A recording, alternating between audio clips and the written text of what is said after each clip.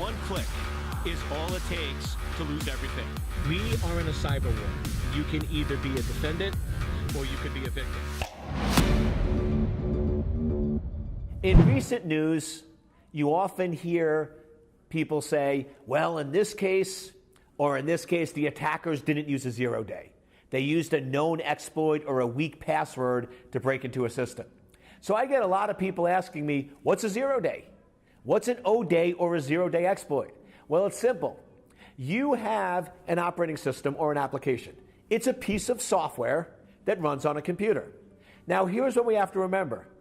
Humans, by nature, are not perfect. Every human has imperfections, and that's what makes the world so wonderful. If everyone was perfect and the same and never made mistakes, life would be so boring. So humans are imperfect, which means when programmers that are humans write operating systems and write applications, anything an imperfect human creates will also be imperfect. So those operating systems and applications are going to have vulnerabilities. They're going to have problems that are discovered by researchers, the company, and different people. So what normally happens when a weakness or a flaw or a vulnerability is found in a piece of software, it's publicly disclosed. The vendor, like Microsoft, releases a patch, and that patch will fix that vulnerability. That's why we say it's so important to patch your systems, because an unpatched system is an accident waiting to happen. An unpatched system means your computer has a known vulnerability that the adversary can exploit with ease. That's why it's gross negligent, in my opinion, when these companies have servers with known vulnerabilities, with patches available, and they haven't applied the patch for over a year. That's just negligent. Now, what happens when we start patching our systems?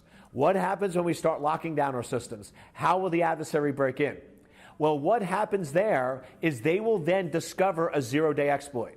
A 0-day exploit is where an attacker finds a vulnerability on a system that the vendor's not aware of, that the public's not aware of, which means even if you have an up-to-date, fully patched system, a 0-day exploit will still work. Now, 0-day exploits are sort of the crown prize of hackers, because if I have a 0-day exploit, that means I can get into any system, the vendor's not aware, there is no patch, and there really is no way for you to protect against it except turning off or removing that service off the system. Now, here's what's interesting.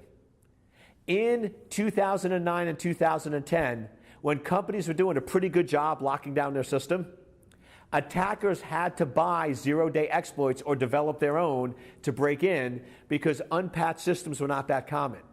For some reason, over the last 9 years, companies have gotten sloppy. Companies have not done what they should have with security, and they're not patching their system.